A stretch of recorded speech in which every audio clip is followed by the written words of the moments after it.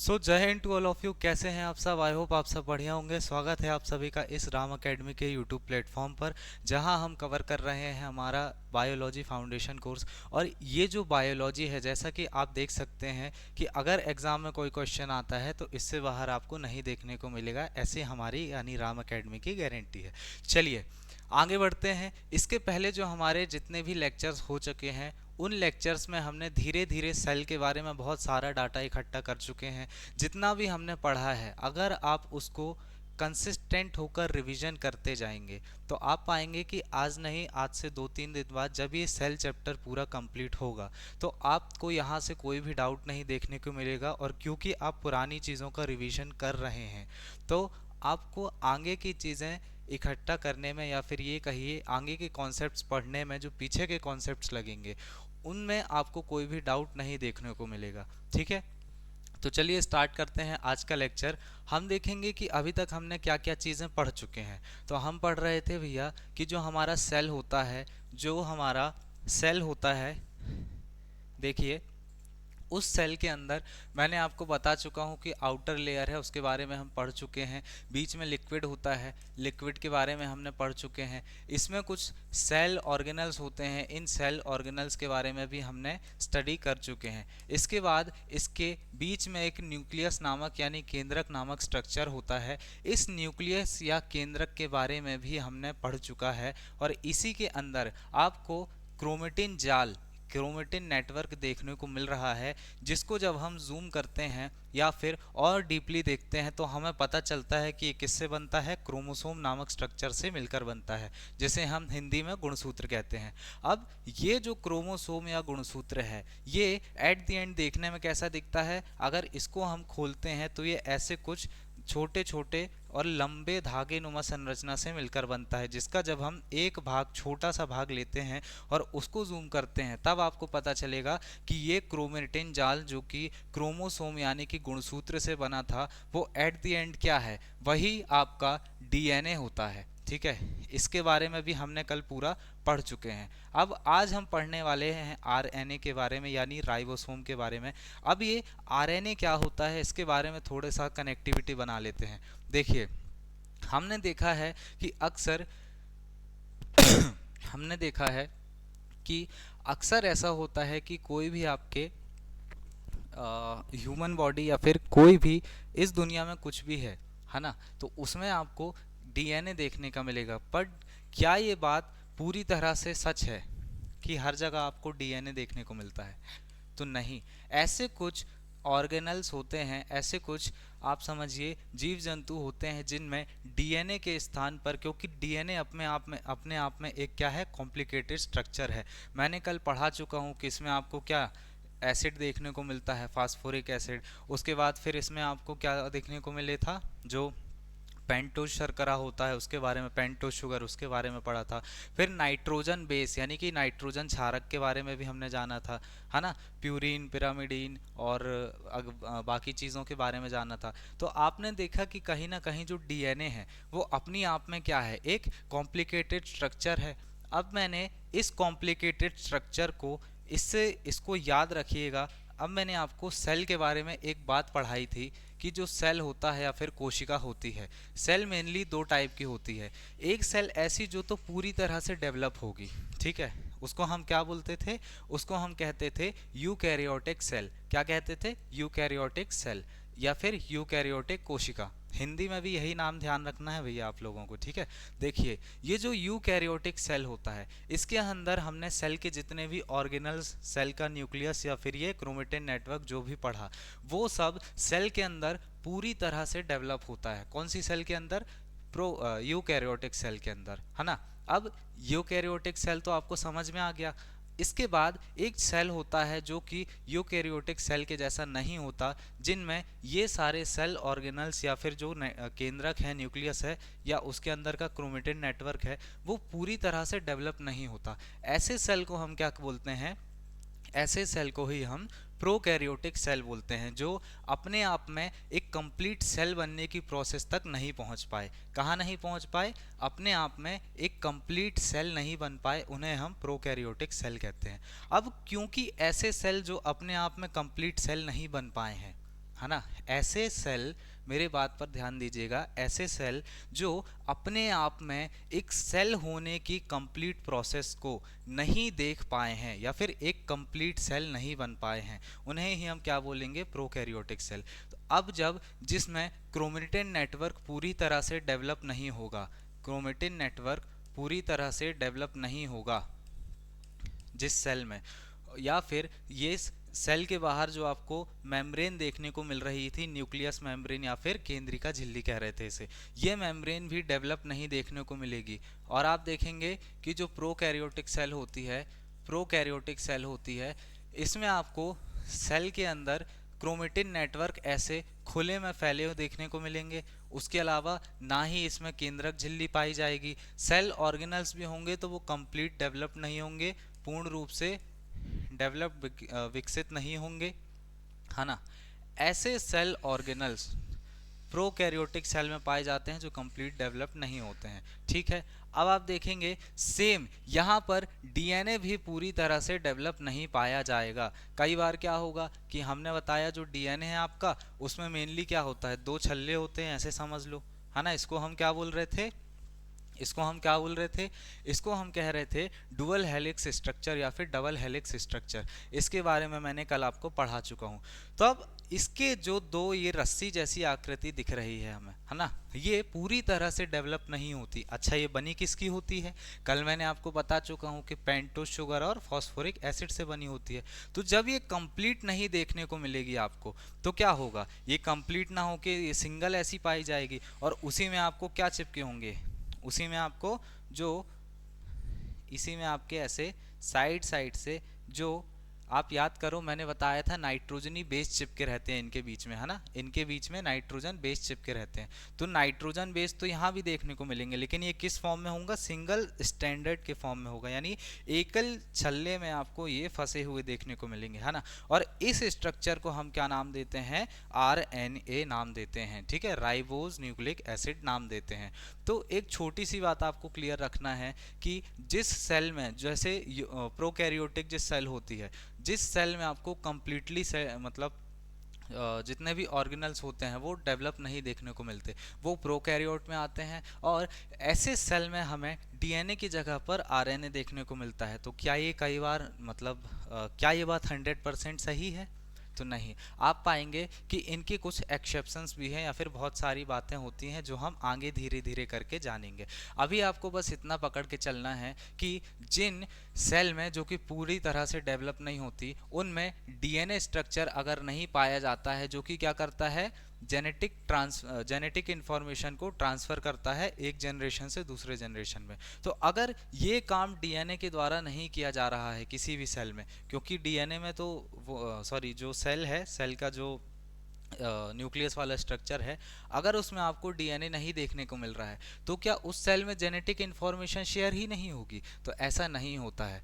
वहाँ पर ये जेनेटिक इन्फॉर्मेशन शेयर करने का काम करता है, काम कौन करता है, यही RNA यानी राइबोज न्यूक्लिक एसिड करता है, ठीक है। तो आज हम इसी के बारे में स्टडी करने वाले हैं। तो चलिए स्टार्ट करते हैं आज का लेक्चर, है ना। हेडिंग डाल लीजिएगा, हम पढ़ने वाले हैं आरएनए को। और जैसे कि हमने इसके पहले वाले लेक्चर में आप देखेंगे कि डीएनए को डिवाइड किया था और उसके सारे स्ट्रक्चर को पढ़ा था। तो जो स्ट्रक्चर आपने डीएनए का पढ़ा है, जिसमें नंबर 1 आपको देखने को मिला था नाइट्रोजन क्षारक या फिर नाइट्रोजन बेस फर्स्ट, फिर सेकेंड आपको देखने को मिला था क्या, पेंटोस शुगर या फिर पेंटोस शर्करा, और थर्ड नंबर पे आपको देखने को मिला था फास्फोरिक एसिड या फिर फास्फोरिक अम्ल। तो यही तीनों चीज़ें, यही तीनों घटक या कंपाउंड आपको कहाँ पर पाए जाते हैं, यही कंपोनेंट्स या घटक आपको पाए जाएंगे आरएनए के भी स्ट्रक्चर में, ठीक है। चलिए अब आप देखेंगे इन तीनों स्ट्रक्चर में अब ऐसा कौन सा स्ट्रक्चर है, मतलब ऐसी कौन सी चीज़ है जिसके कारण डीएनए और आरएनए देखने को अलग अलग मिल रहा है। आप देखेंगे हमने पढ़ा था डीएनए का स्ट्रक्चर था जो कि डुअल हेलिक्स स्ट्रक्चर था, कुछ इस टाइप का देखने को मिल रहा था, जिनके बीच में जेनेटिक इन्फॉर्मेशन दिख रही थी आपको, है ना। बट इसकी जगह पर अगर हम बात करें आरएनए की, इस आरएनए की, तो उसका स्ट्रक्चर आपको कुछ ऐसा देखने को मिलता है, ठीक है, जिसमें आपको एक सिंगल लेयर देखने को मिलती है। एक सेकेंड, इसको डीएनए स्ट्रक्चर, और ये हो जाएगा आपका आरएनए। दिख रहा है क्या? एक सेकेंड, कलर चेंज करना पड़ेगा। अच्छा देखिए, मैंने अभी तक आपको क्या बताया कि जो आपका आरएनए है, ठीक है, जो आपका आरएनए है जिसे हम राइबोज न्यूक्लिक एसिड कहते हैं, ये आरएनए आपको कई बार जेनेटिक इंफॉर्मेशन शेयरिंग करने का काम देखने को करते हुए देखने को मिलेगा। अब ये जो आरएनए होता है, कई बार किसी भी सेल में डीएनए नहीं पाया जाता, ठीक है, कई बार किसी सेल में डीएनए नहीं पाया जाता, या फिर पाया भी जाता है तो वहाँ पर आप देखेंगे वो इतना वीक होता है कि वो कभी जेनेटिक इंफॉर्मेशन शेयर नहीं कर सकता, इस टाइप से होता है। अच्छा, ये जो डीएनए है, ये अगर जेनेटिक इंफॉर्मेशन शेयरिंग का काम नहीं कर रहा है, मेनली प्रोकैरियोटिक सेल में, है ना, जैसे वायरस हो गया, इन इस टाइप से आप देख सकते हैं एग्जाम्पल के रूप में, वायरस हिंदी में विषाणु कहते हैं।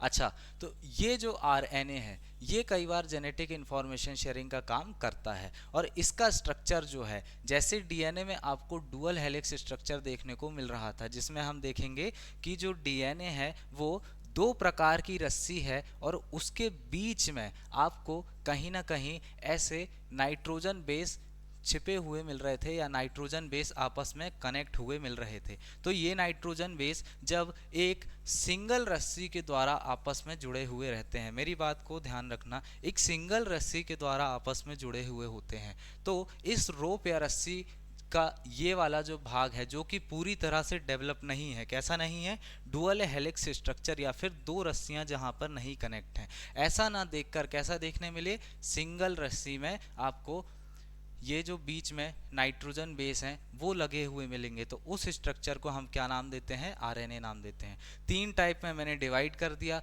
जो तीन घटक या कंपोनेंट्स हमने पढ़े थे कि कहाँ पर होते हैं, डीएनए में होते हैं, वही तीन घटक या कंपोनेंट्स आपको किस में देखने को मिलेंगे, आरएनए में देखने को मिलेंगे। लेकिन यहाँ पर तीनों घटकों में इस नाइट्रोजन क्षारक, नाइट्रोजन बेस, पेंटोज शुगर, और आपका तीसरा फास्फोरिक एसिड, इन तीनों में आपको एक चीज़ अलग देखने को मिलेगी, एक कंपोनेंट ऐसा है जिसके अंदर कुछ आपको एडिट करके लिखना है, उसके बारे में मैं आपको आगे बताता हूँ। चलिए, ये जो आरएनए होता है, आप देखेंगे कि पूरा आरएनए का जो नाइट्रोजन बेस है किसके जैसा होता है, डीएनए के जैसा होता है, लेकिन इसमें जो थाइमिडीन वाला पोर्शन होता है ना, उसकी जगह पर यूरेसिल पाया जाता है। ये थाइमिडीन और यूरेसिल क्या है, तो याद करो, मैंने पिछले लेक्चर में आपको कवर करवाया था कि जो आपका नाइट्रोजन बेस होता है, नाइट्रोजन क्षारक होता है, उसको हमने दो पार्ट में डिवाइड किया था, एक था आपका प्यूरिन और एक था पिरामिडिन। तो जो आपका देखो, ये आपका डीएनए था, ठीक है, डीएनए के पार्ट को हमने दो भागों में डिवाइड किया था, एक था आपका प्यूरिन, ठीक है, और एक था आपका क्या, पिरामिडिन, पिरामिडिन, ठीक है। तो ये जो प्यूरिन वाला भाग था, इसमें हमने क्या पढ़ा था, दो चीजें पढ़ी थी आपकी, एक था एडेनिन और एक था ग्वानिन, ठीक है, और जो आपका पिरामिडिन वाला भाग था, इसमें हमने पढ़ा था क्या, साइटोसिन और थाइमिन, याद आया। अब वापस चलते हैं पिछली वाली स्लाइड में, गौर से देखो, पूरा स्ट्रक्चर आपको डीएनए के जैसे देखने को मिलेगा, किसका, आरएनए का, लेकिन जो थाइमीन वाला भाग है, डीएनए के थाइमीन वाला भाग है, वापस आओ, आपको डीएनए का ये जो थाइमीन वाला भाग है, इस थाइमीन वाले भाग की जगह ये नहीं देखने को मिलेगा, और क्या देखने को मिलेगा, यूरेसिल नाम का केमिकल देखने को मिलेगा। क्या देखने को मिलेगा, यूरेसिल, ठीक है, समझ में आया। इसी के कारण, इसी यूरेसिल के कारण पूरा स्ट्रक्चर चेंज हो जाता है, किसका, आपके आरएनए का, ठीक है। चलिए स्टार्ट करते हैं। अब देखेंगे ये जो पहला हमने पढ़ा नाइट्रोजन क्षारक या फिर नाइट्रोजन बेस, जिसमें आपको क्या देखने को मिला था कि आपका यूरेसिल देखने को मिलेगा, किसकी जगह पर, थाइमीन की जगह पर। तो ये जो यूरेसिन है ना, ये यूरेसिल जो है, ये आपको हर एक जगह पर चेंज होता हुआ देखने को मिलेगा। यानी जब हम बात करेंगे आपके न्यूक्लियोसाइड की, तो जो आपका थाइमीन है, न्यूक्लियोसाइड में ये थाइमीन कुछ ना कुछ स्ट्रक्चर बना रहा होगा, तो उसकी जगह पर उस थाइमीन की जगह पर अब न्यूक्लियोसाइड कौन सा स्ट्रक्चर बनाएगा, यूरेसिल वाला स्ट्रक्चर बनाएगा। ठीक है, चलिए अब आप देखेंगे सेकंड नंबर पे आता है आपका क्या, पेंटोस शुगर या फिर पेंटोस शर्करा। इसके बारे में हमने बात करी थी, इसके बारे में हमने क्या बात करी थी, एक और स्ट्रक्चर आप देखो थर्ड नंबर पे आता है आपका फास्फोरिक एसिड या फिर फास्फोरिक अम्ल। तो ये पेंटोस शुगर, पेंटोस शर्करा और ये फास्फोरिक एसिड, ये दोनों कंबाइंड होकर किसी भी सेल के डीएनए का क्या बना रहे थे, ये साइड में, साइड वाला भाग यानी कि रस्सी वाला भाग बना रहे थे, रस्सी वाला भाग बना रहे थे।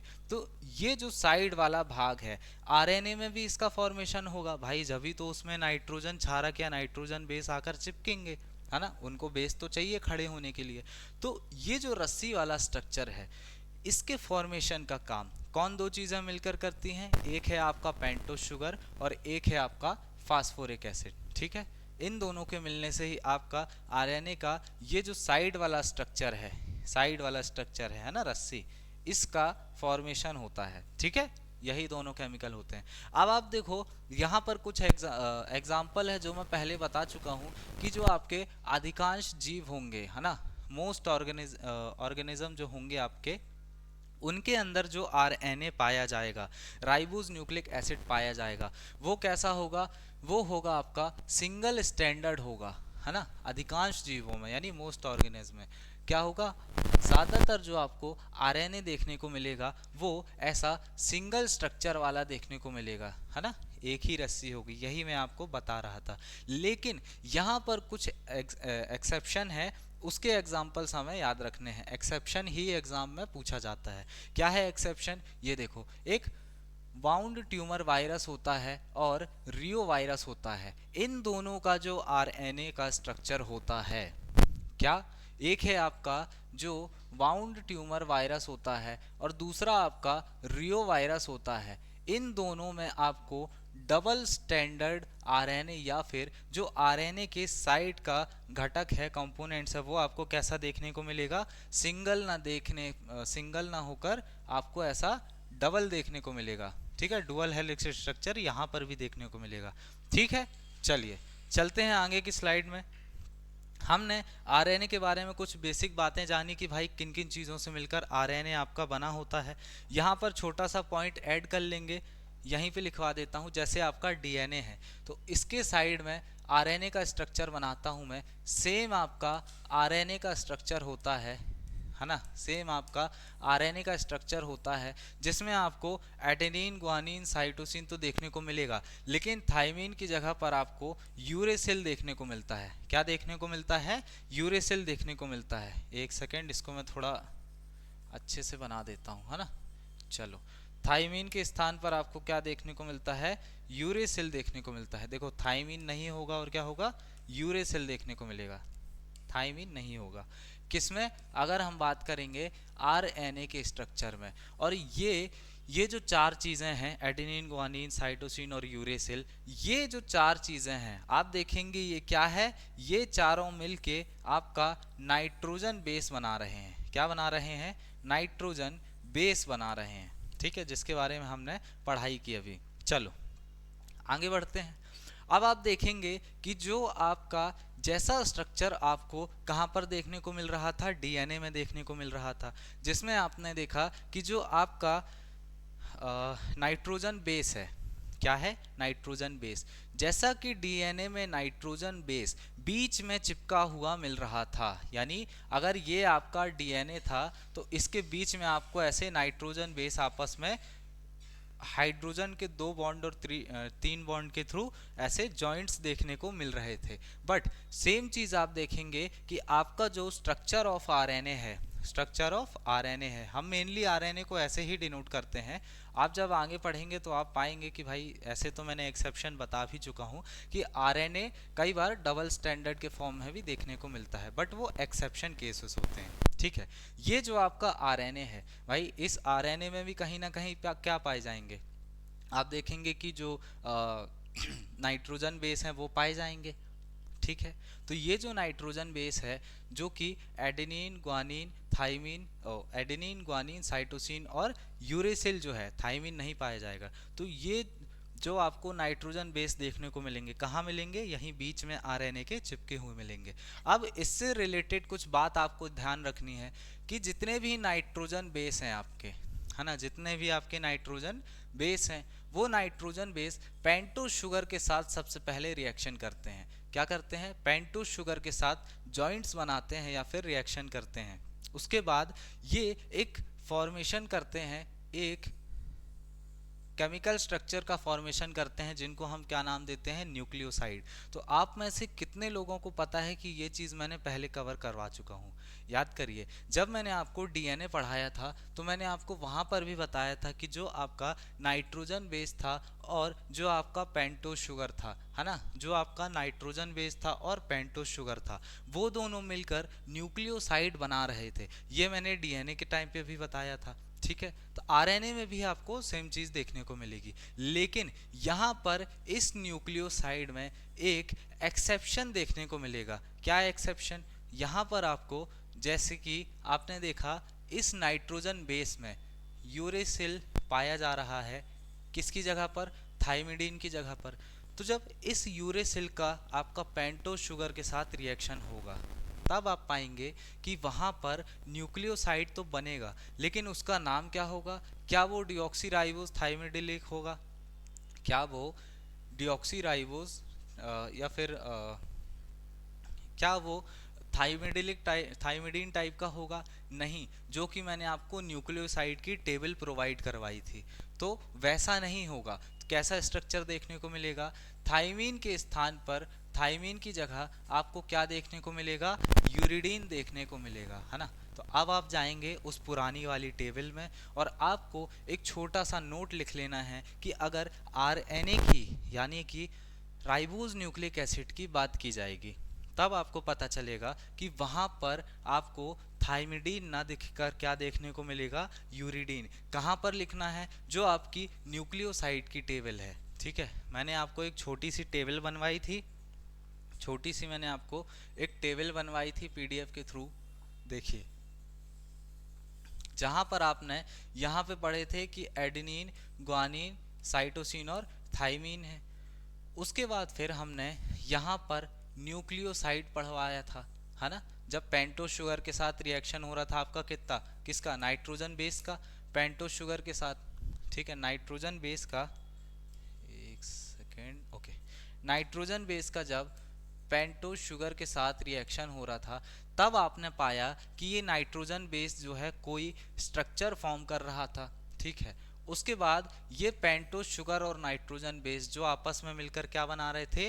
न्यूक्लियोसाइड बना रहे थे, न्यूक्लियोसाइड बना रहे थे। इस न्यूक्लियोसाइड का रिएक्शन किसके साथ कर रहे थे हम? फास्फोरिक एसिड के साथ, फास्फोरिक एसिड के साथ।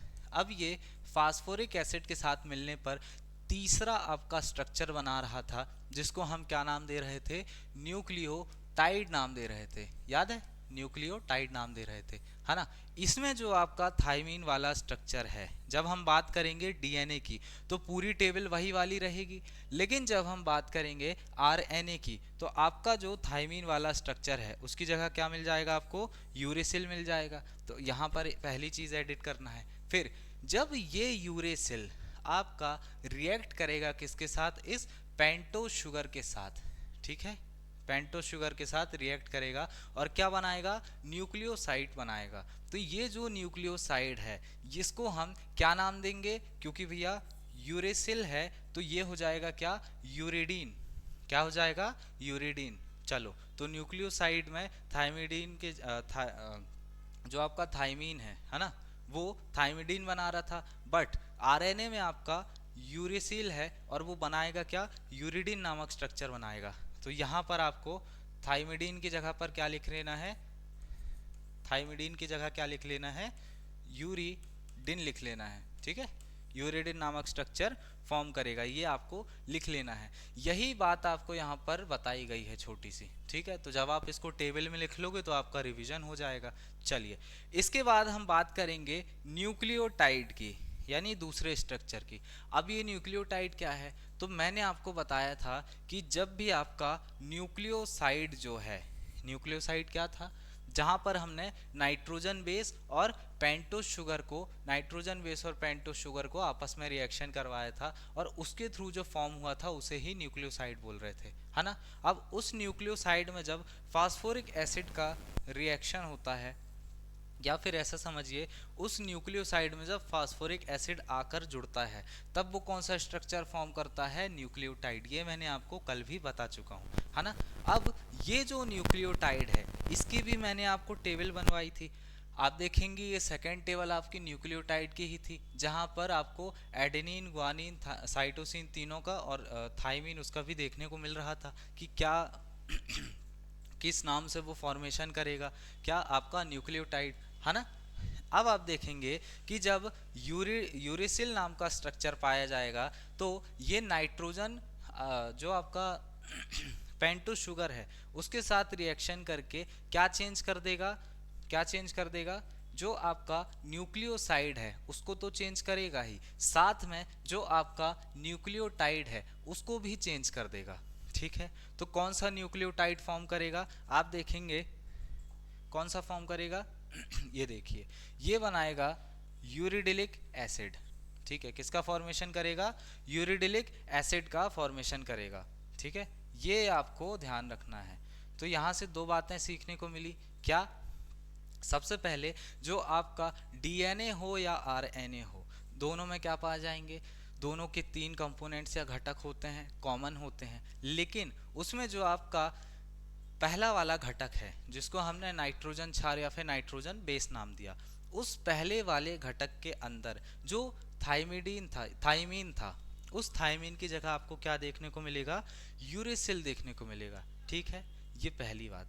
अब जो यूरेसिल था वो जब आपका सबसे पहले पेंटोस शुगर के साथ रिएक्शन करेगा तो यूरिडिन नामक स्ट्रक्चर बनाएगा। ठीक है, और जब यही आपका क्या, यूरिडिन किसके साथ, फॉस्फोरिक एसिड के साथ रिएक्शन करेगा तो क्या बनाएगा, यूरिडिलिक एसिड बनाएगा। समझ आया, चलिए आगे बढ़ते हैं। यहाँ पर लिख लेना भी है कि यहाँ पर क्या, कौन सा एसिड बना रहा है,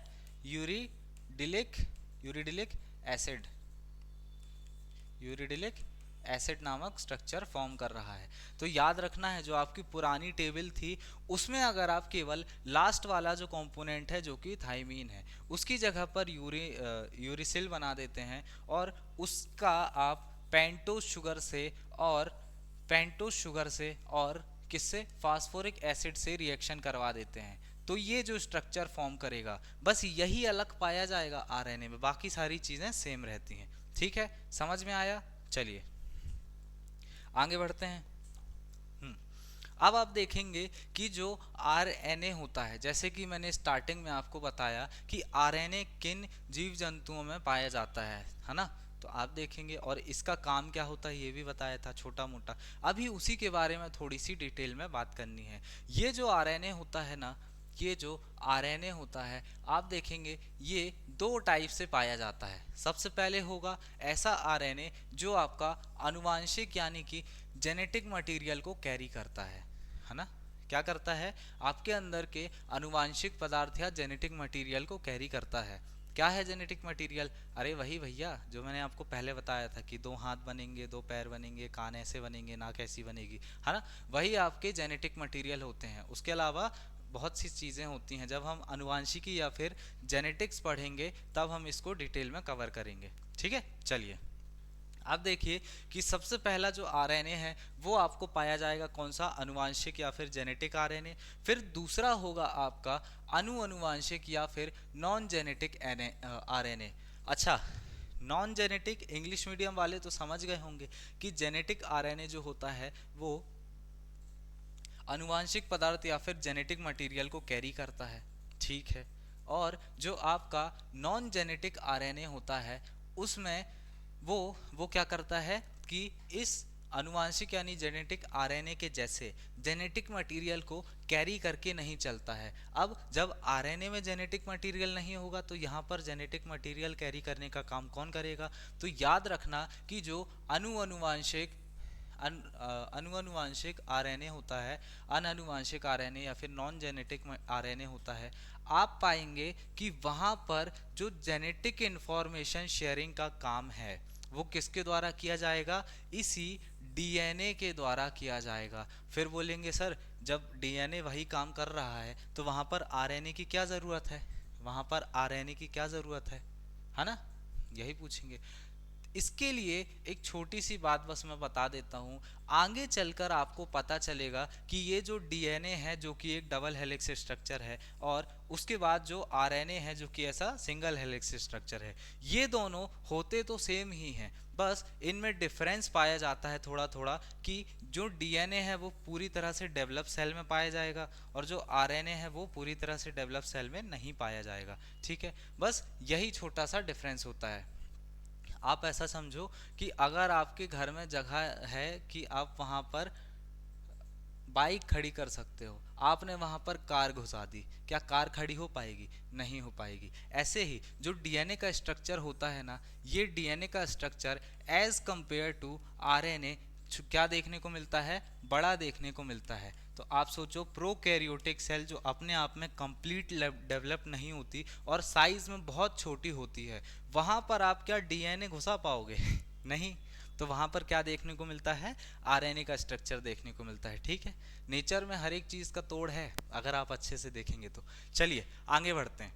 देखिए जो आपका आनुवांशिक आरएनए था, ठीक है, आनुवांशिक आरएनए, यहाँ पर आप देखेंगे कि जो आरएनए होता है वो किसका काम करता है, आनुवांशिक पदार्थों को शेयर करने का, जेनेटिक मटेरियल को शेयर करने का काम करता है और कैरी करने का काम करता है। ठीक है, यहाँ पर आपको एक एग्जाम्पल याद रखना है, कौन सा, जैसे प्लांट वायरस जो होते हैं, प्लांट वायरस जो होते हैं यानी पादप वायरस, उनको आपको याद रखना है। अच्छा, ये प्लांट वायरस कैसे जेनेटिक मटेरियल कैरी करेगा, तो आप देखो कुछ एक्सेप्शन है जो कि मैंने थोड़ी देर पहले आपको लिखवाया। चलो वापस उस स्लाइड पर चलते हैं। आप देखेंगे कि हमने थोड़ी देर पहले आपको एक्सेप्शंस लिखवाए थे कि जो आरएनए होता है ना, जो आरएनए होता है अधिकांश जो आपके अधिकांश जो आपके जीवाणु होंगे, अधिकांश जो आपके जीव होंगे, उसमें तो सिंगल स्ट्रक्चर आरएनए पाया जाएगा, कैसा, सिंगल स्टैंडर्ड आरएनए पाया जाएगा। लेकिन उसके अलावा आप देखेंगे कि कुछ एग्जाम्पल है, जैसे वाउंड ट्यूमर वायरस और रियो वायरस, ये दोनों, इनमें डबल स्टैंडर्ड आरएनए पाया जाएगा, और ये वाउंड ट्यूमर वायरस और रियो वायरस है ना, इन दोनों में डबल स्टैंडर्ड आरएनए पाया जाएगा और ये जेनेटिक मटेरियल कैरी करेंगे।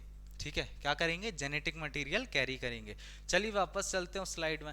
यहाँ पर आपको एक एग्जाम्पल और ऐड कर लेना है, कौन सा, कि आपका जो डीएनए होता है ना, वो आनुवांशिक पदार्थ नहीं कैरी करेगा, तो वहां पर कौन सा, अगर डीएनए है, अगर वो उपस्थित नहीं है, यहां पर मैं लिख देता हूं, अगर डीएनए आपका नहीं है किसमें, किसी भी सेल में, तो वहां पर क्या पाया जाएगा, आनुवांशिक आरएनए या फिर आरएनए पाया जाएगा। और वो आरएनए कैसा आरएनए होगा, वो कहलाएगा आनुवांशिक आरएनए या फिर जेनेटिक आरएनए, जो क्या करेगा, जेनेटिक मटेरियल या फिर आनुवांशिक पदार्थ को शेयरिंग का या फिर कैरी करने का काम करेगा। उसका एग्जाम्पल मैंने बता दिया। चलिए अब यहाँ पर आप देखेंगे अनानुवांशिक आरएनए, जो कि मैंने बताया ये उन जीवों में पाया जाता है जिनमें डीएनए उपस्थित होता है, उन जीवों में पाया जाता है जिनमें डीएनए उपस्थित होता है। तो एक बात आप ध्यान रखिए कि ये जो जिन जीवों में डीएनए पाया जाएगा, जिन जीवों में डीएनए आपका पाया जाएगा, वहां पर आरएनए होगा तो, लेकिन कैसा होगा, निष्क्रिय अवस्था में या फिर न्यूट्रल, आपके न्यूट्रल स्टेट में होगा, निष्क्रिय अवस्था, है ना। और अधिकतर जीवों में आपका ये स्ट्रक्चर पाया जाता है, मोस्ट ऑर्गेनिज्म में ये स्ट्रक्चर पाया जाता है ना, उनमें डीएनए होगा। और यहाँ पर जेनेटिक इंफॉर्मेशन शेयरिंग का काम कौन करेगा, यही डीएनए करेगा, क्योंकि डीएनए का ही मेन काम है कि वो जेनेटिक इंफॉर्मेशन शेयर करता है एक पीढ़ी से दूसरी पीढ़ी तक, एक जनरेशन से दूसरी जनरेशन तक। तो आप खुद सोचो, जब आपका डीएनए प्रेजेंट है तो वो अपना जो काम है वो अपने से छोटे अधिकारी यानी इस आरएनए को क्यों सौंपेगा, नहीं सौंपेगा, क्योंकि भाई वो उतना लोड सहन ही नहीं कर सकता। यहाँ पर तो मजबूरी है आनुवांशिक आरएनए में, यहाँ पर तो आरएनए के ऊपर मजबूरी है कि भाई डीएनए प्रेजेंट होता नहीं है तो जेनेटिक मटेरियल यही कैरी करेगा, ठीक है। लेकिन यहाँ पर क्योंकि डीएनए प्रेजेंट है तो क्या आरएनए जो आपका है, नॉन जेनेटिक आरएनए जो है, क्या उसको ज़रूरत पड़ेगी कि वो जेनेटिक मटेरियल कैरी करे और फिर लाद के लेके जाए दूसरी पीढ़ी में और फेंक दे? नहीं ज़रूरत पड़ेगी। तो सिंपल है।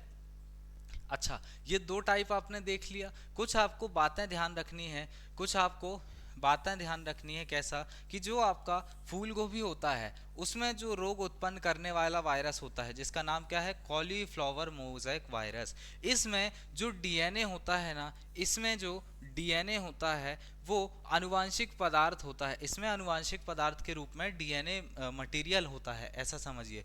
जो आपका मैंने बताया कि आनुवांशिक पदार्थ, ठीक है, आनुवांशिक आरएनए जो होता है, देखिए मैंने जो आपको बताया कि आनुवांशिक आरएनए होता है और वही आनुवांशिक आरएनए आपका क्या करता है, जेनेटिक मटेरियल को कैरी करता है। लेकिन इस जेनेटिक आरएनए के कुछ एक्सेप्शन है। कौन सा एक्सेप्शन है, ये लिखा है नीचे, देखिए कि जो आपका फूल गोभी होती है, कॉलीफ्लावर जिसको हम बोलते हैं, उसके अंदर एक मोज़ेक नाम का वायरस पाया जाता है।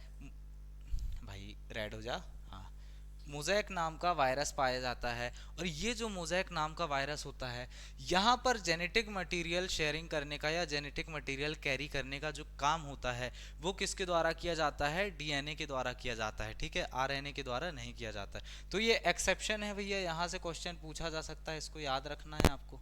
कितना अच्छा स्टार बना है देखिए। चलिए आगे बढ़ते हैं। हम्म चलिए अब आप देखेंगे जो हमने अभी तक आरएनए पढ़ा उसको हमने पहले दो भागों में डिवाइड किया, जो था आपका कौन कौन सा, पहला था आपका जिसका नाम था आनुवांशिक आरएनए या फिर जेनेटिक आरएनए, जो क्या कर रहा था, जेनेटिक मटेरियल कैरी करने का काम कर रहा था। फिर दूसरा है आपका अनुवांशिक आरएनए या फिर नॉन जेनेटिक आरएनए, जो क्या कर रहा था, जेनेटिक मटेरियल कैरी करने का काम नहीं कर रहा था, ठीक है। चलिए इसके बाद जो आरएनए होता है, राइबोज न्यूक्लिक एसिड होता है, वो आपको सेल के अंदर तीन टाइप से देखने को मिलते हैं। कितने टाइप से देखने को मिलते हैं, तीन टाइप से देखने को मिलते हैं। उनके बारे में हम पढ़ने वाले हैं। सबसे पहला होता है आपका आरएनए, जिनको हम राइबोसोमल आरएनए कहते हैं, ठीक है। दूसरा होता है आपका एमआरएनए, जिसको हम मैसेंजर आरएनए कहते हैं। फिर तीसरा होता है आपका टीआरएनए, जिनको हम ट्रांसफर आरएनए कहते हैं। अब इन तीनों के बारे में कुछ बातें हैं जो आपको ध्यान रखनी है। जैसे जो आपका आरएनए होता है, राइबोसोमल आरएनए होता है, ये राइबोसोमल आरएनए आप देखेंगे कि अघुलनशील आरएनए इसको कहते हैं, ठीक है। सबसे पहले यही खोजा गया था, है ना। अघुलनशील इसलिए कहते हैं क्योंकि ये इनसॉल्युबल इसलिए कहते हैं क्योंकि ये घुलता नहीं है जल्दी से पानी में, ठीक है, इसलिए इसको अघुलनशील या फिर इनसॉल्युबल कहते हैं, ठीक है। अब ये संपूर्ण आरएनए का लगभग 80% भाग बनाता है और एक सूत्री होता है। अब ये एक सूत्री क्या है, सिंगल स्टैंडर्ड होता है। तो याद करो, मैंने थोड़ी देर पहले आपको कवर करवाया कि आरएनए जो होता है आपको ऐसे सिंगल स्टैंडर्ड या फिर सिंगल रस्सी के द्वारा जुड़े हुए देखने को मिलता है। इसी फॉर्म को हम क्या बोलते हैं, एक सूत्री या फिर सिंगल स्टैंडर्ड बोलते हैं, ठीक है। संपूर्ण आरएनए का लगभग 80% भाग बनाता है, मैंने आपको बता दिया, ठीक है। इसके बाद इसका कुछ काम है जो हम थोड़ी देर बाद देखेंगे। अभी पहले हम तीनों का स्ट्रक्चर देख लेते हैं, है ना। चलो इसके बाद सेकेंड नंबर पे आपका आरएनए आता है जिसका नाम है क्या, मैसेंजर आरएनए। ये क्या करता है, मैसेंजर आरएनए, नाम से ही स्पष्ट है कि ये भैया मैसेज देता है आरएनए को। कौन से आरएनए को, इस राइबोसोमल आरएनए को, है ना। ये मैसेज देता है कि हाँ भैया ये काम करो। चलो इसके बारे में पढ़ते हैं, ठीक है। आप देखो इसकी जो खोज है किसने करी थी, जेकब और मोनार्ड नाम के साइंटिस्ट थे, उन्होंने खोज करी थी। और इसको हम रेखीय, ये रेखीय होता है। अब ये रेखीय क्या है थोड़ी देर में बताता हूँ। इसे ये रेखीय होता है इसलिए इसे हम टेम्पलेट आरएनए भी कहते हैं। अच्छा, अब ये रेखीय या फिर इंग्लिश में लीनियर क्या होता है, भैया लीनियर इक्वेशन सबने पढ़ी होंगी। चलो मैथ्स से कनेक्ट करो थोड़ा, कि ज़्यादातर चीज़ें जो हमें एक समान या सीधी देखने को मिले क्या होता है, लीनियर कहलाता है ना। वैसे ही जब आप वापस आते हैं कहाँ पर, आपके कहाँ पर वापस आते हैं आरएनए के स्ट्रक्चर में, एक छोटी सी टर्म है जो बस याद कराने का तरीका है। देखो वहां पर जब हम आते हैं तो आपको जो एम आरएनए है, जिसे हम मैसेंजर आरएनए भी कहते हैं, ये जब आपको सीधी पट्टी के रूप में दिखे, है ना, जिसके ऊपर आपके क्या लगे हुए देखने को मिलेंगे, मैंने बताया था नाइट्रोजन बेस जो होते हैं वो देखने को मिलेंगे। कौन से, वही भैया एडेनिन, ग्वानिन, साइटोसिन, यूरेसिल, ये लगे हुए देखने को मिले और सीधी पट्टी हो, तो उसे ही हम क्या बोलते हैं, रेखित या फिर टेम्पलेट आरएनए कहते हैं, लीनियर या फिर टेम्पलेट आरएनए कहते हैं। ठीक है, चलो इसके बाद यहाँ पर आप देखोगे कि ये कुल आरएनए का लगभग 5 से 10% भाग होता है। ठीक है, और इसकी जो जीवन अवधि होती है, यानी जीवन काल जो होता है, लाइफ स्पैन, वो कितना होता है, बहुत कम होता है। आप ऐसा समझ लो कि सबसे छोटा लाइफ स्पैन जो है वो इसी एम आरएनए का होता है, तीनों आरएनए के कंपैरिजन में। ठीक है, ये बात आपको ध्यान रखनी है। इसका भी काम हम थोड़ी देर में जानेंगे, पहले हम तीनों आरएनए का स्ट्रक्चर देख लेते हैं। तीसरे नंबर पे आता है आपका टी आरएनए या फिर ट्रांसफर आरएनए।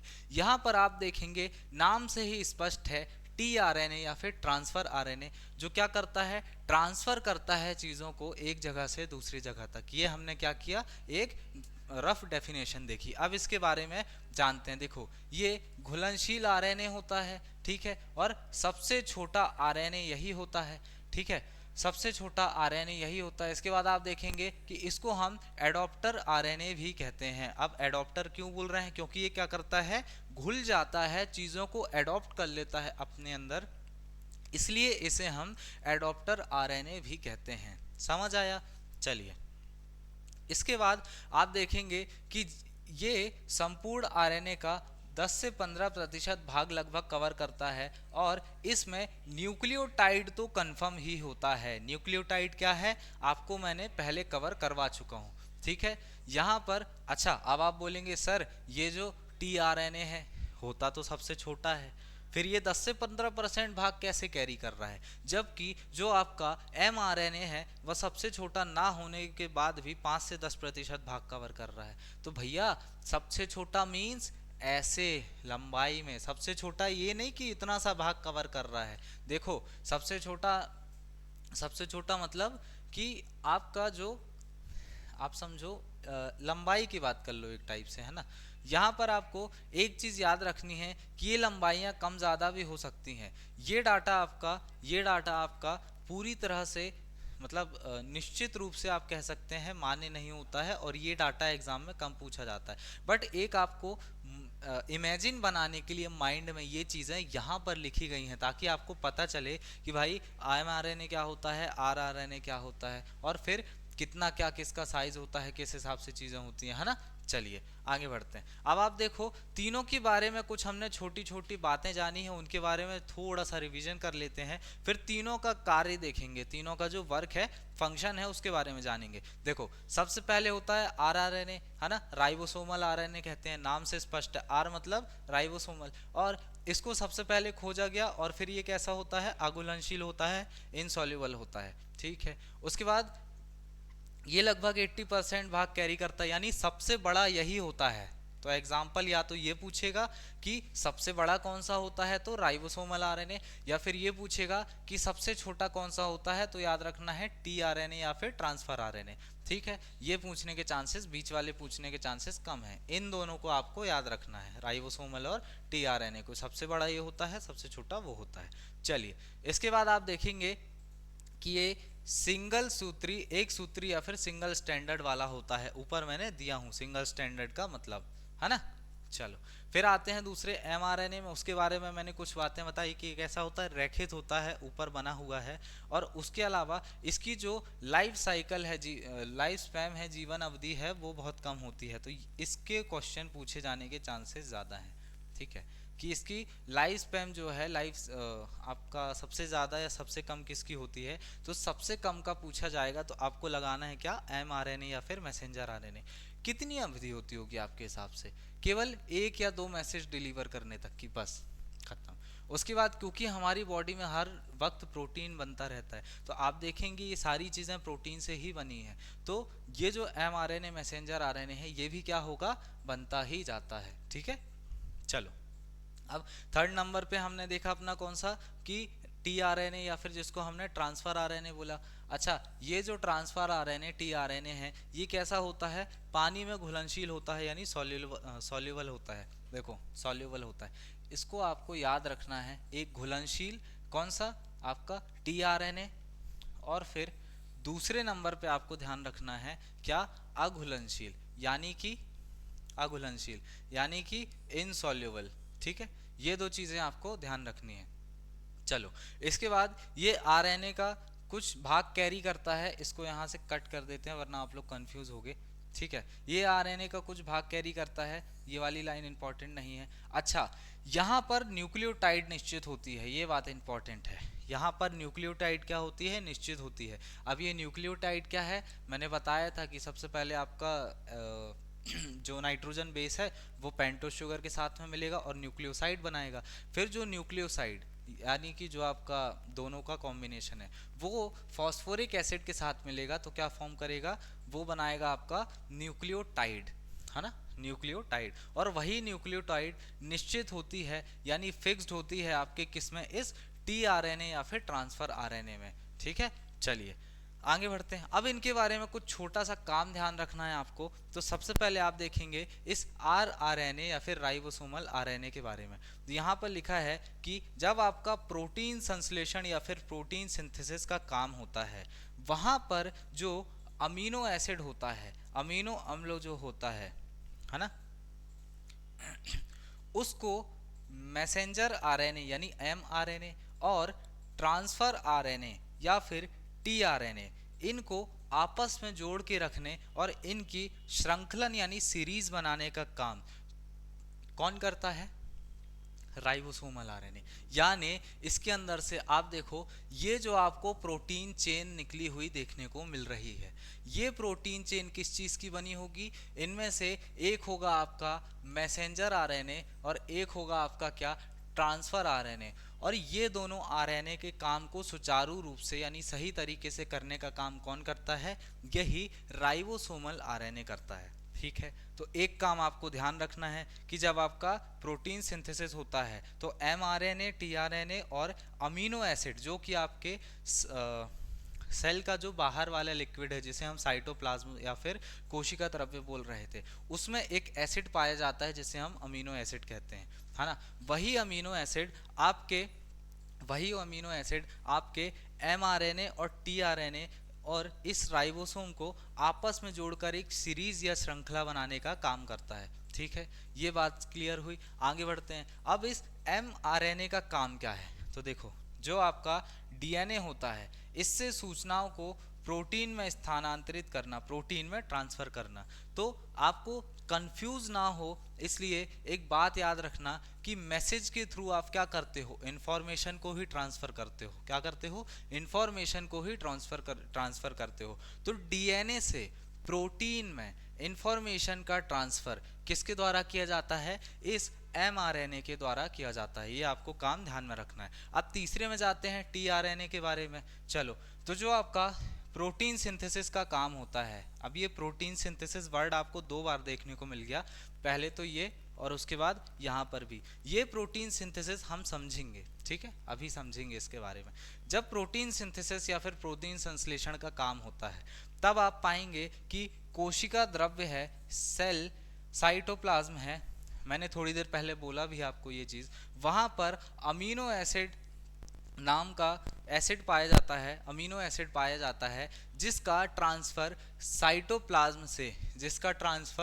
साइटोप्लाज्म से आप देखेंगे कि इस सेल के अंदर किया जाता है। कहाँ पर, साइटोप्लाज्म से सेल के इस न्यूक्लियस वाले भाग में, और वहाँ पर भी आरएनए उपस्थित है, उसमें टीआरएनए जो है ना, उस टीआरएनए में क्या किया जाता है, यहाँ तक आपका जो अमीनो एसिड है उसका ट्रांसफर किया जाता है। ठीक है, इस भाग तक ट्रांसफर किया जाता है। किसके द्वारा? टीआरएनए के द्वारा। वही लिखा है, वही बात लिखी है यहाँ पर कि भैया क्या करता है, ट्रांसफर करता है अमीनो एसिड को। कहाँ से? साइटोप्लाज्म से। और कब? जब आपका प्रोटीन सिंथेसिस का काम होता है, प्रोटीन संश्लेषण का काम होता है। तो तीनों के काम आपको ध्यान हो गए। ठीक है, सबसे पहला है आपका क्या?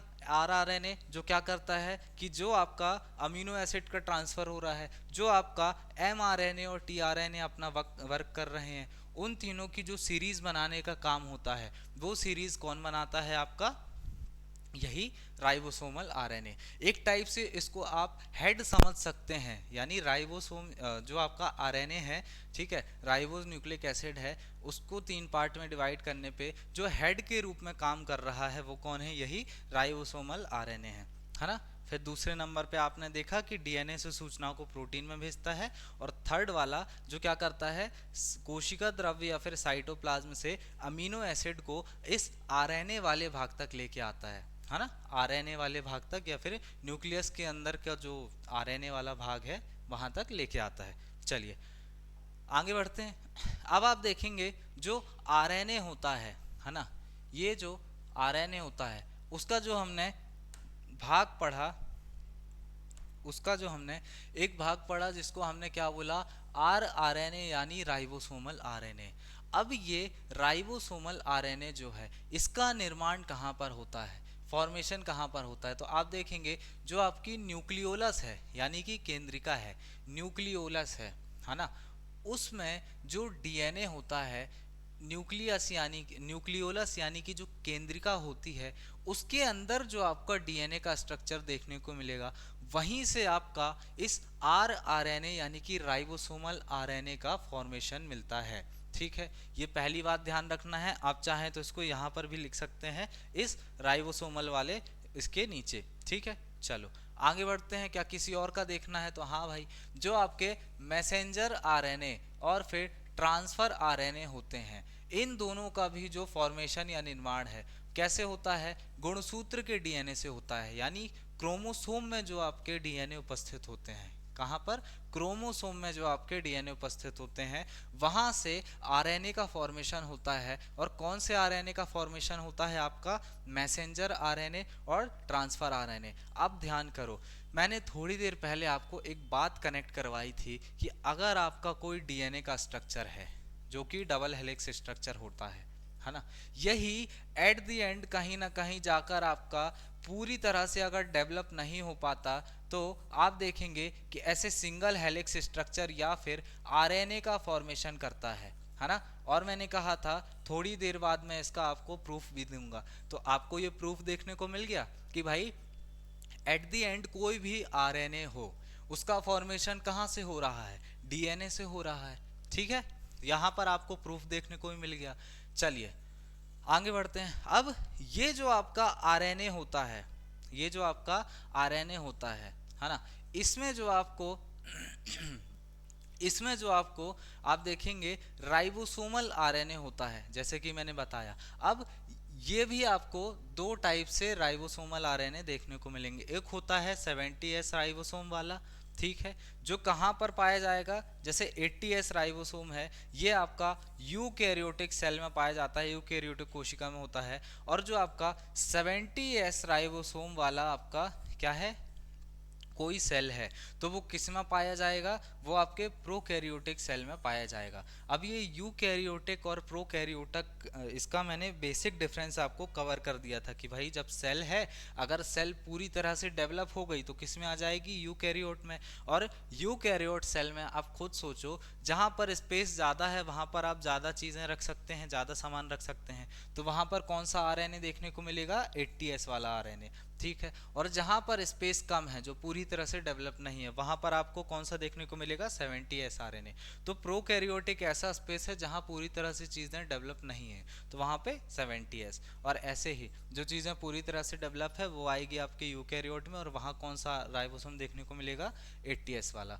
ठीक है, चलिए ये आपको छोटी सी बात ध्यान में रखनी है। आगे बढ़ते हैं। अब देखेंगे थोड़ी देर पहले मैंने आपको एक टर्म बताया था, है ना, थोड़ी देर पहले मैंने आपको एक टर्म बताया था, और वो टर्म क्या थी? वो ये थी कि भैया जो आपका आरएनए होता है या फिर जो आपके डीएनए होता है ना, जो आपका डीएनए या आरएनए होता है, ठीक, कहीं ना कहीं वो आपस में कनेक्टेड है और एक दूसरे से ही बना है ना। पहली बात तो ये बताई। और दूसरी बात, जब मैंने आपको आरएनए के टाइप पढ़ाए जिसमें राइबोसोमल राइबोसोमल आरएनए, फिर दूसरा था आपका मैसेंजर आरएनए, और तीसरा था आपका ट्रांसफर आरएनए, तो ये जो तीनों आरएनए थे आपने देखा उसमें एक प्रोटीन सिंथेसिस या फिर प्रोटीन संश्लेषण की क्रिया हो रही थी। तो वो क्रिया क्या है, उसी के बारे में हम आगे डिस्कस करने वाले हैं। और आपकी हेडिंग होगी यहाँ पर क्या, प्रोटीन संश्लेषण या फिर प्रोटीन सिंथेसिस, है ना, ये हेडिंग डालना है आपको। इसके बारे में हम पढ़ने वाले हैं। तो देखो, जब डीएनए से आपका आरएनए का फॉर्मेशन होता है, ठीक है, और आरएनए से प्रोटीन का फॉर्मेशन होता है, तो उसे ही हम क्या कहते हैं, प्रोटीन संश्लेषण कहते हैं। समझे नहीं समझे? देखो, ये जो आपका डीएनए का स्ट्रक्चर है, डबल हेलिक्स स्ट्रक्चर है, हाँ भाई है। जब हम इसको, आप एक छोटी सी बात याद रखना कि जब हम किसी भी डीएनए को गर्म करते हैं तो उसके बीच के जो केमिस्ट्री में भी आपने ये चीज़ें पढ़ी होंगी कि भाई चीज़ों को गर्म करने पर उनके बीच का जो केमिकल इक्वेशन होता है कहीं ना कहीं वो टूट जाता है। तो आप देखो, ये जो डीएनए है इसमें हमने बहुत सारे इसके कंपोनेंट्स पढ़े डीएनए के, जिसमें क्या था, आपको फास्फोरिक एसिड देखने को मिला था, और उसके बाद पेंटोस शुगर भी था, फिर आपके बहुत सारे नाइट्रोजन बेस भी थे।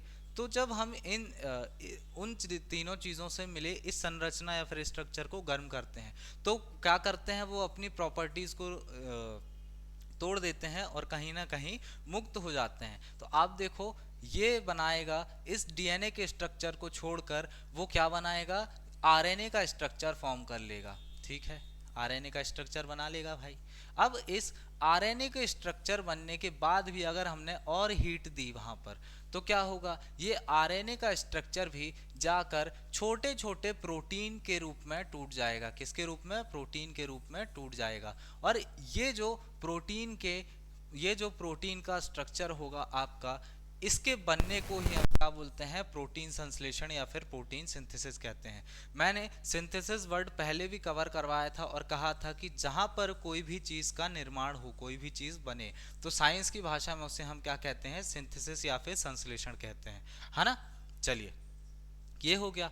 अब यहाँ पर आप देखो कि जो आपका डीएनए होता है, जो आपका डीएनए होता है ना, डीएनए की आनुवांशिक सूचनाओं का डीएनए की आनुवांशिक सूचनाओं का एमआरएनए और एमआरएनए की आनुवांशिक सूचनाओं का प्रोटीन में ट्रांसफर होना, इसको भी कुछ टर्म नाम दिया जाता है। जैसे मैंने आपको बोला कि भाई डीएनए है, डीएनए से जेनेटिक मटेरियल, अब क्योंकि ये क्या हो रहा है, टूट रहा है ना, टूट रहा है, तो आप देखेंगे कि कहीं ना कहीं जेनेटिक मटेरियल भी आगे जाते जाएंगे और फिर थोड़े थोड़े टूटेंगे ज़रूर, बट कहीं ना कहीं उनकी भी शेयरिंग होगी होगी। चलो, तो आप देखेंगे कि जब डीएनए से आरएनए, और आरएनए के भी कौन से वाले भाग में, आपके आरएनए के भी कौन से वाले भाग में, एमआरएनए वाले भाग में, एक सेकेंड, हाँ चलो, आरएनए के भी एमआरएनए यानी मैसेंजर आरएनए वाले भाग में आप देखेंगे इंफॉर्मेशन जाती है, और इस मैसेंजर आरएनए से आनुवांशिक सूचनाओं या फिर जेनेटिक मटेरियल का, जेनेटिक इंफॉर्मेशन का प्रोटीन के रूप में ट्रांसफर होना, इसको एक प्रोसेस नाम दिया जाता है जिसे हम क्या कहते हैं, सेंट्रल डोग्मा नाम देते हैं। क्या नाम देते हैं, सेंट्रल डोग्मा, ठीक है। चलिए, अब ये जो ऊपर चार्ट बना है, ये चार्ट असल में क्या है ना, ये चार्ट असल में क्या है, बना तो है भाई, देख के कंफ्यूजन हो रहा होगा, उसके बारे में समझते हैं। अच्छा, एक छोटी सी बात और आपको ध्यान रखना है, यहाँ पर शायद लिखा नहीं है कि ये जो सेंट्रल डोग्मा है इसके बारे में सबसे पहले किसने बताया था, वॉटसन एंड क्रिक नाम के, ये तो लिखा है, क्रिक नाम के वैज्ञानिक ने बताया था। चलिए, ठीक है, चलो आगे बढ़ते हैं। अब आप देखो कि डीएनए से आरएनए बनना और आरएनए से प्रोटीन बनना, इस बीच में कुछ छोटी छोटी टर्मिनोलॉजी होती है जो आपको ध्यान रखनी है ना। चलो, तो वो टर्मिनोलॉजी देख लेते हैं। सबसे पहले अगर जो आपका डीएनए है, अगर वो अपने आप की फोटोकॉपी बना रहा है, या फिर आप समझो एक डीएनए अपने आप की फोटोकॉपी बनाकर दूसरा डीएनए बना ले रहा है, तो उसे हम क्या नाम देंगे? उसे हम डीएनए का रेप्लिकेशन बोलेंगे। क्या कहेंगे? रेप्लिकेशन, जहां पर वो क्या करेगा? खुद की कॉपी बनाएगा। हो गया। चलो, इसके बाद अगर डीएनए है, वो डीएनए आरएनए का स्ट्रक्चर फॉर्म करता है, जैसा कि मैंने बताया गर्म होने पर टूटता है और आरएनए का स्ट्रक्चर फॉर्म करता है, तो इस डीएनए से आरएनए बनने को क्या बोलते हैं? ट्रांसक्रिप्शन, या फिर हिंदी में उसको कहते हैं हम अनुलेखन। क्या कहते हैं? अनुलेखन। ये देखिए नीचे लिखा है अनुलेखन या फिर ट्रांसक्रिप्शन। क्या होता है? देखिए, डीएनए से सूचनाओं का एमआरएनए में स्थानांतरित होना या फिर ट्रांसफर होना क्या कहलाता है? अब आप बोलेंगे सर आप तो बता रहे कि डीएनए से आरएनए के बनने को ये कहते हैं, और इसमें तो लिखा है कि सूचनाओं का ट्रांसफर हो रहा है। तो भैया आप ऐसा समझो कि जब कोई डीएनए है जिसको हमने गर्म करने पर तोड़ दिया तो वो आरएनए में कन्वर्ट हो गया, तो कहीं ना कहीं इसकी इंफॉर्मेशन भी तो उसमें ट्रांसफर हुई होगी ना, फिर ऐसे ही आगे ट्रांसफर हुई होगी। तो ये चीजें सिमिलर होती हैं, आप दोनों तरह से समझ सकते हैं उसको, है ना। चलिए, अभी हम ऐसे देखेंगे कि डीएनए से आरएनए में अगर कोई इंफॉर्मेशन शेयरिंग का काम हो रहा है या फिर वो टूट रही है, तो उसको हम क्या बोलेंगे? उसको हम कहेंगे आपका ट्रांसक्रिप्शन। उसके बारे में यहाँ पर लिखा है, ठीक है, हिंदी में अनुलेखन। उसके बाद दूसरे नंबर का आपका पार्ट आता है कि जब आरएनए से प्रोटीन में कोई इंफॉर्मेशन शेयरिंग का काम होता है। अच्छा, ये तो मैंने बताया कि भाई डीएनए जो है वो टूट के आरएनए बना रहा है, फिर वो भी टूट रहा है तो प्रोटीन बन रहा है, बट ऐसे भी मैंने आपको एग्जांपल्स दिए जहां पर डीएनए स्ट्रक्चर भी होता है, जिन सेल में डीएनए स्ट्रक्चर भी होता है और आरएनए स्ट्रक्चर भी होता है, ठीक है। ये ऐसे एग्जांपल्स भी मैंने आपको दिए। तो वहां पर क्या होगा? वहां पर तो भाई डीएनए टूटेगा ही नहीं आरएनए में, क्योंकि वहां आरएनए पहले से प्रेजेंट है। तो वहां पर केवल इंफॉर्मेशन की शेयरिंग होगी, है ना। तो वहां पर भी सेम टर्मिनोलॉजी यूज करेंगे, तो कंफ्यूज नहीं होना है दोनों बातों में, ठीक है। चलो, आरएनए से अगर प्रोटीन के रूप में आपके इंफॉर्मेशन शेयरिंग का काम होता है, तो उसको हम क्या बोलेंगे? उसको हम कहेंगे ट्रांसलेशन, ठीक है। हिंदी में उसको कहते हैं अनुवादन, ठीक है। क्या कहते हैं? अनुवादन। यहां पर क्या होता है कि जो आरएनए का एमआरएनए वाला यानी मैसेंजर आरएनए वाला भाग है, जो क्या कर रहा था? इंफॉर्मेशन को ट्रांसफर कर रहा था। मैंने आपको पिछले स्लाइड में बता चुका हूं। तो वो एमआरएनए से सूचनाओं का प्रोटीन में एमआरएनए से सूचनाओं का प्रोटीन में स्थानांतरित होना या फिर ट्रांसफर होना क्या कहलाता है? उसे ही हम अनुवाद या फिर ट्रांसलेशन कहते हैं। समझ आया? चलिए, अब यहाँ से और कुछ पढ़ने का है क्या? आप देखेंगे 3 टर्मिनोलॉजी हमने यहाँ से मेनली डिस्कस करी, ठीक है। एक होता है आपका जब डीएनए अपने आप की फोटोकॉपी बनाता है, तो उसे हम क्या कहते हैं? रेप्लिकेशन, डीएनए रेप्लिकेशन, ठीक है। फिर जब डीएनए इंफॉर्मेशन शेयरिंग करता है आरएनए को, या फिर डीएनए से आरएनए बनता है, तो उसे हम क्या कहते हैं? ट्रांसक्रिप्शन, ठीक है। तीसरा क्या है? जब आपका एमआरएनए से प्रोटीन में इंफॉर्मेशन शेयरिंग का काम होता है, या फिर एमआरएनए से प्रोटीन बनता है, तो वहां पर हम जो टर्मिनोलॉजी यूज करते हैं वो कौन सी है? ट्रांसलेशन, ठीक है। ये 3 ध्यान रखना है। अब इसके अलावा एक छोटी सी टर्म और है कि भैया जैसे मैंने बताया कि डीएनए को गर्म करने पर वो आरएनए में टूटता है और फर्दर आरएनए किस में टूट जाता है? प्रोटीन में। तो क्या इसका उल्टा भी होता है? तो हाँ भैया, जब हम चीज़ों को ठंडा करते हैं, तो देखो, जब आप प्रोटीन को, जहाँ पर आपके तीनों टाइप के, आप समझ लो जो फास्फोरिक एसिड है और फिर पेंटोज शुगर है एंड आपका जो नाइट्रोजन बेस था, तीनों चीज़ों को एक साथ रखेंगे, कॉम्बिनेशन में रखेंगे, तो कहीं ना कहीं वो क्या करेगा? डीएनए को रिपेयर करेगा, है ना। डीएनए को रिपेयर करेगा, और डीएनए रिपेयर कैसे होगा? जब वो डैमेज होगा। तो आप देखो, ये डीएनए जब आरएनए में कन्वर्ट हो रहा है गर्म करने पर, तो कहीं ना कहीं डीएनए डैमेज ही तो हो रहा है ना, हो रहा है है ना। फिर ऐसे ही ये आरएनए डैमेज हो रहा है गर्म करने पर, और किस में कन्वर्ट हो रहा है, प्रोटीन में। तो जब हम उसी की बजाय ठंडा करते हैं आपके किसको, एट द एंड प्रोटीन को या फिर आरएनए को, तो वो साइकिल उल्टी चलने लगती है और आपका जो प्रोटीन है वो कन्वर्ट होगा आरएनए में और फिर कन्वर्ट होगा डीएनए में। या फिर अगर आप आरएनए को पकड़ के उसको ठंडा करते हैं तो अगर उसके पास पर्याप्त क्वांटिटी में जो कंपोनेंट्स हैं, घटक हैं, वो मौजूद हैं पहले से, है ना। कौन से घटक, वही जो मैं 3 बताते आ रहा हूँ, मौजूद हैं, तो वो किस में कन्वर्ट हो जाएगा, वो हो जाएगा आपका इस डीएनए में कन्वर्ट हो जाएगा। अच्छा, इसी के कारण अगर आप ठंडी जगह पर चीज़ों को रखते हैं तो आपको पता चलेगा कि वो जल्दी खराब नहीं होती, क्योंकि उनके अंदर का जो आपका डीएनए, आरएनए या प्रोटीन होता है, कहीं ना कहीं उसकी प्रोसेस स्लो हो जाती है, या फिर उसके अंदर के जो कंपोनेंट्स या घटक होते हैं वो अपने आप को रिपेयर करते रहते हैं, है ना। ठंडी जगह पर रिपेयर करते रहते हैं और वो जल्दी खराब नहीं होते। चलिए अब देखेंगे कि जब आपका प्रोटीन से आरएनए बनता है ना, तो ये क्या हो गया, रिवर्स वाला काम चल रहा है, इसको हम क्या बोलेंगे, रिवर्स ट्रांसलेशन बोलेंगे। और फिर जब आपका आरएनए से डीएनए बनता है तो उसे क्या बोलेंगे, उसे हम बोलेंगे रिवर्स ट्रांसक्रिप्शन। ठीक है, ये बातें आपको ध्यान रखना है कि भाई जो प्रोसेस है वो सीधी चल रही है, लेकिन जब वो प्रोसेस आपकी कैसी हो गई, उल्टी, तो हर नाम के आगे आपको क्या लगा देना है, रिवर्स लगा देना है, बात खत्म। इतना ही तो पढ़ना था, है ना। चलो, अब ये जो रिवर्स सभी जगह होता है भाई, अगर ऐसा पॉसिबल होता तो हर एक ह्यूमन क्या करता, एक दिन वर्क करता, दूसरे दिन फ्रिज में बैठ जाता ताकि हम जवान दिख सके, बट ऐसा इन रियलिटी तो नहीं होता है। तो ये चीज कुछ गिनी चुनी जगह पर होती है, या फिर अगर आप समझ लो ह्यूमन या फिर जो प्लांट्स हैं या फिर कोई भी चीज़ है उसमें बहुत धीमे धीमे होता है। लेकिन कुछ एक्सेप्शन है जहां पर ये रिवर्स ट्रांसक्रिप्शन बहुत तेजी से होता है, जिसको हम नाम देते हैं एचआईवी वायरस। क्या नाम देते हैं, एचआईवी वायरस, है ना।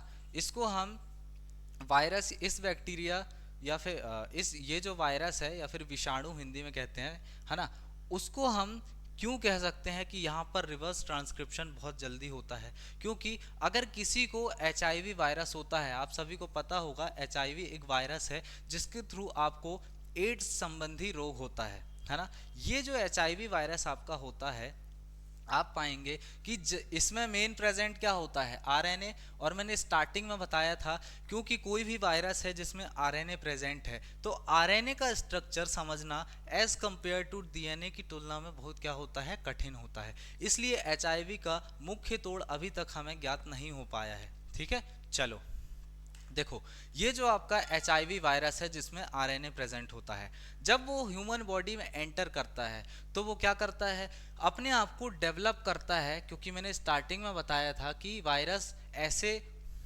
मतलब बेचारों के ऊपर दया आनी चाहिए, वो ऐसे जीव हैं जो कभी पूरी तरह से सेल नहीं बन पाए, है ना, पूरी तरह से सेल या फिर कोशिका के रूप में नहीं कन्वर्ट हो पाए। ठीक है, तो जब वो ह्यूमन बॉडी में जाएंगे तो वहां से क्या करेंगे, सेल के रूप में कन्वर्ट होने का काम करेंगे, क्योंकि वहां पर उनको कैसा एनवायरनमेंट प्रोवाइड होगा, लिविंग वाला, है ना। मैंने बताया था बाहर ये कैसे होते हैं, वायरस नॉन लिविंग होते हैं। चलो, अब जब ये हमारी बॉडी के अंदर जाएगा तो इसका जो आरएनए का स्ट्रक्चर है एचआईवी वायरस का, वो कन्वर्ट होगा किसमें, डीएनए के रूप में, और फिर धीरे धीरे ये हमारी बॉडी में क्या करता है, ग्रोथ करता जाता है।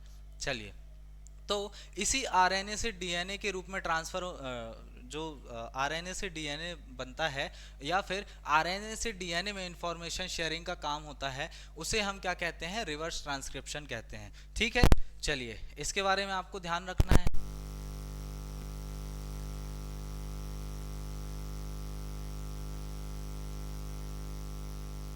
करवाया कि जो आपका आरएनए होता है मेनली 3 टाइप का होता है, बता भी दिया भाई कौन कौन से 3 टाइप का होता है। अब इसमें ये जो आरएनए है जो आपको 3 टाइप का देखने को मिल रहा है, इसके अलावा आरएनए का एक और छोटा सा टाइप होता है जिसके बारे में आज हम पढ़ने वाले हैं, है ना, या फिर आप समझो जिसके थ्रू आपका ये मैसेंजर आरएनए या फिर एमआरएनए का फॉर्मेशन होता है, उसको हम देखने वाले हैं। ठीक है, चलिए आ जाइए भैया, देखो, जो आपका एक होता है आपका क्या, एम आर एन ए, एक होता है क्या आपका एम आर एन ए, जिसे हम मैसेंजर आर एन ए कहते हैं। अब ये जो एम आर एन ए या फिर मैसेंजर आर एन ए है, क्या डायरेक्ट बन जाता है? क्या डायरेक्ट बन जाता है? तो नहीं, ये डायरेक्ट नहीं बनता। कैसे बनेगा, चलिए जानते हैं।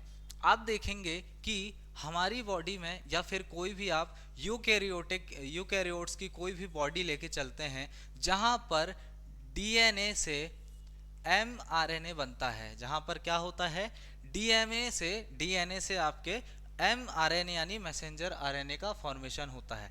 तब आप पाएंगे कि इस एमआरएनए बनने के प्रोसेस में एक विशेष प्रकार का आरएनए बनता है, जिसे हम किस नाम से जानते हैं, जिसे हम H N R N A या फिर विषमांगी आरएनए के नाम से जानते हैं, है ना।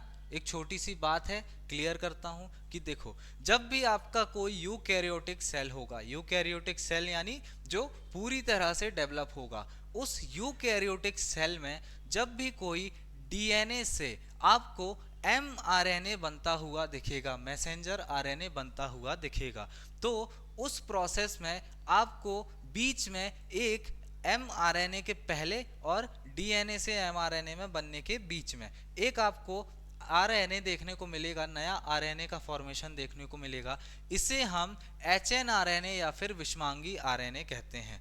ठीक है, ये हमने देख लिया। अब यहाँ पर आप देखोगे कि ये जो एचएनआरएनए या विषमांगी आरएनए होता है, इसमें मेनली दो पार्ट पाए जाते हैं। दो पार्ट कौन कौन से हैं? एक है आपका एक्सॉन्स और एक है आपका इंट्रॉन्स। ठीक है, कौन कौन से दो भाग पाए जाते हैं? जो आपका एचएनआरएनए है उसमें आपको दो भाग पाए जाते हैं, एक है आपका एक्सॉन्स और एक है आपका इंट्रॉन्स। अच्छा, एक छोटा सा डायग्राम बना देता हूं कि जब आपका डीएनए बनता है, ठीक है, चार्ट के थ्रू समझ पाओगे।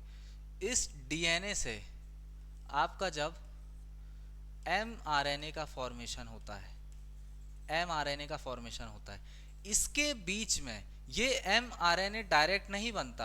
आप पाएंगे कि इस एमआरएनए के पहले बीच में यहाँ पर बीच में एक और स्ट्रक्चर बनता है, जिसे हम एचएनआरएनए नाम देते हैं। क्या नाम देते हैं?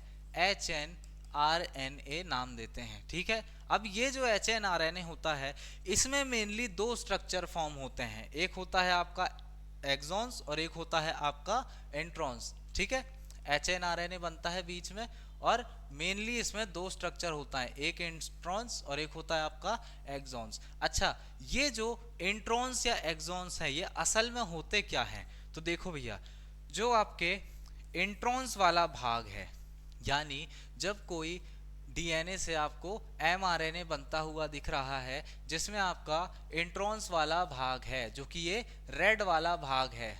ठीक है, ये रेड वाला भाग है। ये किसी भी डीएनए या आरएनए का ऐसा खराब स्ट्रक्चर है जो कभी इंफॉर्मेशन शेयरिंग में, एमआरएनए के इंफॉर्मेशन शेयरिंग वाले काम में, है ना, अच्छे से काम ही नहीं कर पाता। ठीक है, क्या नहीं कर पाता? अच्छे से काम ही नहीं कर पाता। चलो इसका एग्जाम्पल देखते हैं। ये देखो, ये जो आपका इंट्रॉन्स है, ये प्रोटीन संश्लेषण के काम में ये एग्जाम्पल है। मैंने बोला आपका जो एचएनआरएनए बना है, जो कि रफ आरएनए है टाइप ऑफ, उसका जो इंट्रॉन्स वाला स्ट्रक्चर है, वहां पर आपको क्या देखने को मिलेगा कि ये एचएनआरएनए का इंट्रॉन्स वाला भाग ये प्रोटीन संश्लेषण में भाग नहीं लेते हैं, प्रोटीन संश्लेषण में भाग नहीं लेते हैं, है ना। और जो आपका दूसरा भाग है, जिसे हम एक्सॉन्स कहते हैं, यही आपका मेन पार्ट होता है, जो आगे चल के किसका फॉर्मेशन करता है? इस एमआरएनए या फिर मैसेंजर आरएनए का फॉर्मेशन करता है। लेकिन अब जो ये इंट्रॉन्स और एक्सॉन्स हैं भाई, इसको अलग अलग करना पड़ेगा, है ना।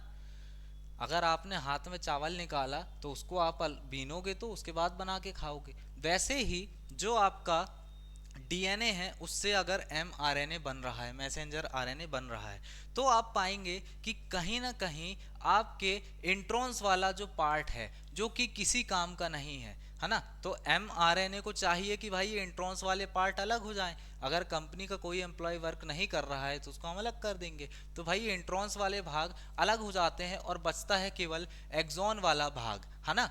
वही आगे चल के किसका फॉर्मेशन करता है, mRNA का फॉर्मेशन करता है। समझ में आ गया। चलो, तो अगर एग्जाम में क्वेश्चन आता है कि mRNA जो होता है उसका फॉर्मेशन hnRNA के किस भाग से होता है, तो क्या याद रखना है, एक्सॉन वाले भाग से होता है। ठीक है, ये mRNA क्या है, ये इसी एक्सॉन वाले भाग का ही जुड़ा हुआ रूप होता है। ठीक है, अब इसमें से आप देखो कि hnRNA का जो इंट्रॉन्स वाला स्ट्रक्चर है जो अच्छे से काम नहीं करता, भाई उसको कहीं ना कहीं से निकालना पड़ेगा, है ना। उसको आरएनए जो mRNA बन रहा है उससे निकालना पड़ेगा। तो जो आपका hnRNA है वहां से इंट्रॉन्स को निकाल लेने या फिर अलग करने की मेथड को हम क्या बोलते हैं, आरएनए स्प्लिसिंग मेथड कहते हैं। क्या कहते हैं, आरएनए स्प्लिसिंग मेथड कहते हैं। अब ये आरएनए स्प्लिसिंग किसके द्वारा होता है, स्प्लियोसोम नाम का एक स्ट्रक्चर होता है जो कैंची की तरह काम करता है और आरएनए के जो इंट्रॉन्स वाला भाग है उसको काट देता है ताकि एक्सॉन्स आपस में जुड़कर अच्छा mRNA बना सकें। ठीक है, चलिए अब ये देखो लिखा है स्प्लियोसोम की एक स्ट्रक्चर होता है जो क्या करता है, जो आपके इंट्रॉन्स वाले भाग को काट कर अलग कर देता है और उसके बाद जो एक्सॉन होता है उनको आपस में जोड़ देता है। ठीक है, और इस मेथड को क्या कहते हैं, आरएनए स्प्लिसिंग की मेथड कहते हैं। ठीक है, उसके बाद आपका mRNA या फिर मैसेंजर आरएनए बन के तैयार हो जाता है। ठीक है, चलो अच्छा, ये जो mRNA आपका बन के तैयार हुआ, ठीक है, ये क्या होता है, जिस डीएनए से बना है उसकी तुलना में छोटा होता है।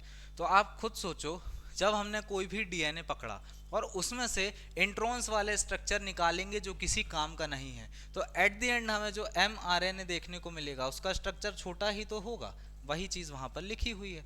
समझ आया। चलो, तो आपको ये टर्म ध्यान रखना है कि भाई जो तीन हमने नॉर्मल पढ़े हैं जिनको हम rRNA, mRNA और tRNA कह रहे हैं, उसके अलावा जो mRNA है उसके बनने के प्रोसेस में mRNA बनने से पहले एक आरएनए का फॉर्मेशन होता है जिसे हम hnRNA कहते हैं। ठीक है, hnRNA कैसे बनता है वो मैंने आपको बता दिया। फिर hnRNA से mRNA बनने में इंट्रॉन्स को अलग करते हैं और एक्सॉन्स को रख लेते हैं और इस मेथड को आरएनए स्प्लिसिंग कहते हैं। और इसमें काम कौन करता है, स्प्लियोसोम नाम का एक भाग होता है जो काम करता है। ठीक है, चलिए इतनी बातें आपको ध्यान रखनी है, बढ़ते हैं आगे।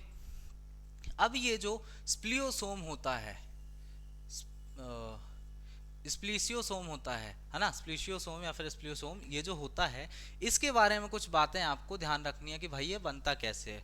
तो देखो, जब आपका कोई SNRNA होता है, अब SNRNA क्या होता है भाई, है ना, ये भी एक नया आ गया, अभी तो HNRNA था, अब SNRNA क्या होता है। तो देखो, जब भी आपका कोई यूकैरियोटिक सेल होता है उसके केंद्रक या फिर न्यूक्लियस में एक छोटा सा आरएनए पाया जाता है, उसे ही हम क्या बोलते हैं, SNRNA कहते हैं। मतलब ये पहले से ही छोटा सा आरएनए, ये पहले से ही किसी भी यूकैरियोटिक सेल में प्रेजेंट होता है, ये बात आपको ध्यान रखनी है।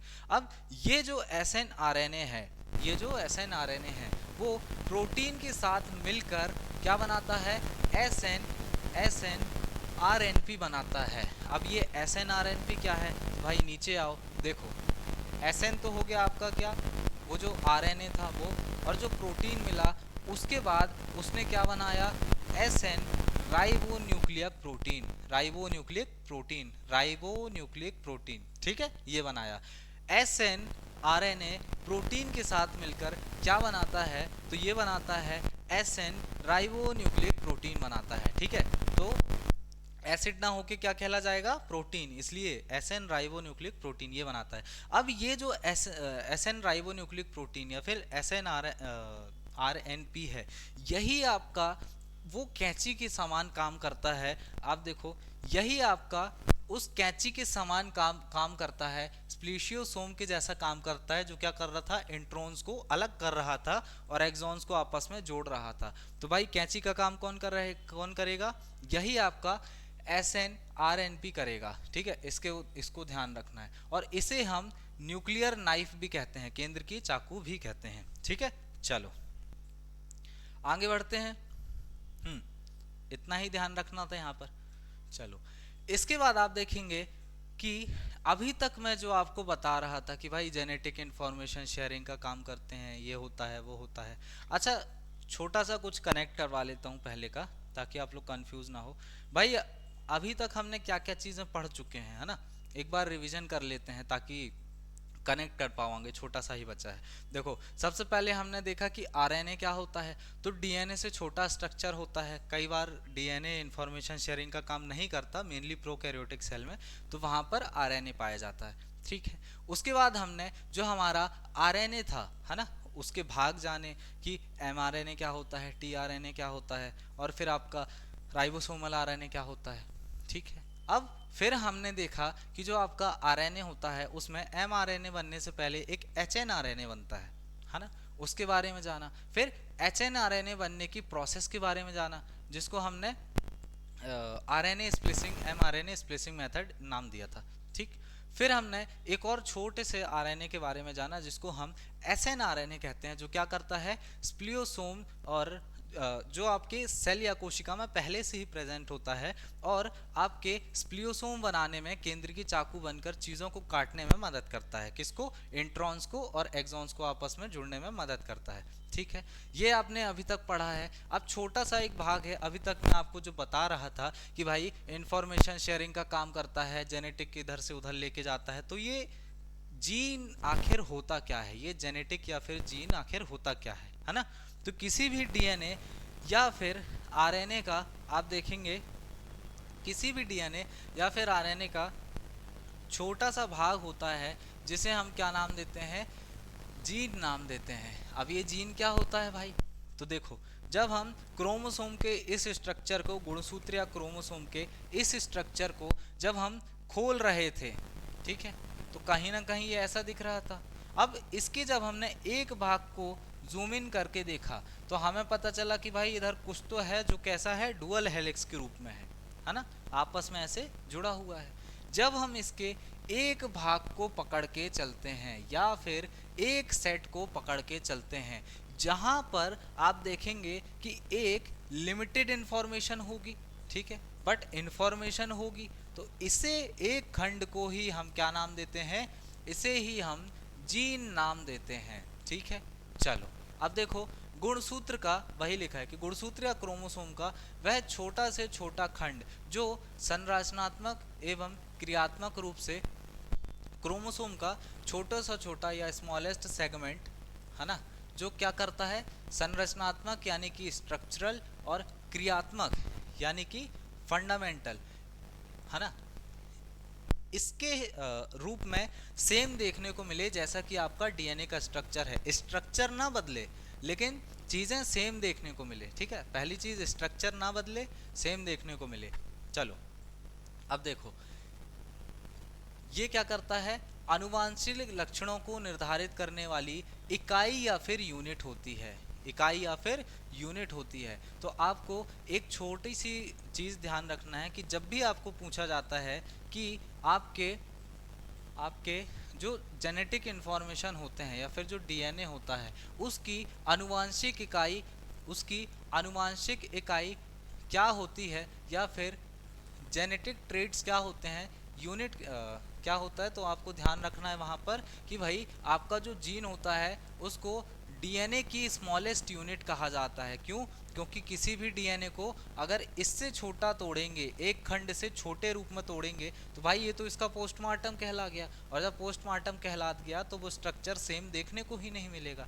तो सबसे छोटा स्ट्रक्चर क्या है किसी भी डीएनए का, उसको हम जीन नाम देते हैं, है ना। खोज किसने करी थी, जॉनसन नाम के एक व्यक्ति थे, बेबी जॉनसन पाउडर से याद रख सकते हो, जॉनसन नाम के एक व्यक्ति थे जिन्होंने क्या किया था, इसकी खोज करी थी। चलो अब इसके बारे में, गुणसूत्र के बारे में आपको तीन बातें ध्यान रखनी है। एक होता है आपका सिस्ट्रॉन, है ना, क्या होता है सिस्ट्रॉन, ये जीन की संरचनात्मक और क्रियात्मक इकाई कहलाती है ना, क्या कहलाती है, संरचनात्मक और क्रियात्मक इकाई कहलाती है, किसकी, जीन की, इस एक भाग की संरचनात्मक और क्रियात्मक इकाई, उसको क्या बोलते हैं, सिस्ट्रॉन। यही मेन काम करता है, यानी अगर इस छोटे से जीन में या जेनेटिक में कुछ काम हो रहा है, इस छोटे से जीन या जेनेटिक में कुछ इन्फॉर्मेशन है, तो उस इंफॉर्मेशन शेयरिंग का काम या उसको बनाए रखने का काम कौन करता है, यही सिस्ट्रॉन करता है। ठीक है, तो क्या बोलेंगे उसको, संरचनात्मक और क्रियात्मक इकाई बोलेंगे। ठीक है, याद रखना है। अब देखो, ये जो रेकॉन होता है, इसको हम जीन की पुनर्योजन इकाई कहते हैं। पुनर्योजन यानी इंग्लिश में रिकॉम्बिनेशन, है ना। संरचनात्मक और क्रियात्मक मतलब स्ट्रक्चरल और फंडामेंटल यूनिट। तो फर्स्ट वाली जो सिस्ट्रॉन है वो हो जाएगी आपकी क्या, वो हो जाएगी आपकी स्ट्रक्चरल और फंडामेंटल यूनिट, किसकी, जीन या जेनेटिक की। ठीक, उसके बाद सेकंड आता है आपका रेकॉन। ये रेकॉन क्या हो जाएगा, जीन की पुनर्योजन इकाई या फिर रिकॉम्बिनेशन यूनिट ऑफ जीन कहला जाएगी, है ना। यानी अगर ये जेनेटिक या ये जीन जो कि खराब हो चुका है और इसको रिकॉम्बिनेशन यानी दोबारा किसी चीज को ऐड करने की जरूरत है, तो वहां उस प्रोसेस को हम क्या बोलेंगे, रेकॉन बोलेंगे। ठीक है, चलिए इसके बाद एक वर्ड याद रखना है आपको, म्यूकॉन। ये केवल बेसिक टर्म याद रखनी है और उसके बारे में ये बातें ध्यान रखनी है, इससे आगे आपको क्वेश्चन नहीं देखने को मिलेगा। चलिए, ये क्या करता है भैया, जीन की उत्परिवर्तन की इकाई कहलाती है। उत्परिवर्तन मतलब म्यूटेशन, ठीक है, उत्परिवर्तन मतलब म्यूटेशन, कि अगर ये जो इंफॉर्मेशन है ना, ये इंफॉर्मेशन जस की तस बने रहे, वो काम कौन देखेगा, ये सिस्ट्रॉन देखेगा। और ये इंफॉर्मेशन अगर कहीं से करप्ट हो गई, खराब हो गई, डैमेज हो गई, तो इसको सही करने का काम कौन करेगा, ये रेकॉन करेगा। फिर तीसरे नंबर पे आओ, जब भाई हमें जीन की या जेनेटिक की जो इंफॉर्मेशन है उसको चेंज करना है ना, उसको चेंज करना है, तो उसको हम क्या बोलेंगे, म्यूटॉन बोलेंगे। समझ आ गया। चलिए, ये तीन बातें थी जहां पर हमने जाना किसके बारे में, जीन के बारे में या जेनेटिक के बारे में। क्या होता है, मैंने आपको बता दिया कि भाई डीएनए या आरएनए को स्ट्रक्चर को, डीएनए के स्ट्रक्चर को मेनली खोलते हैं जब, तो उसका जो एक पार्ट होता है, उसका जो एक पार्ट होता है उसे ही हम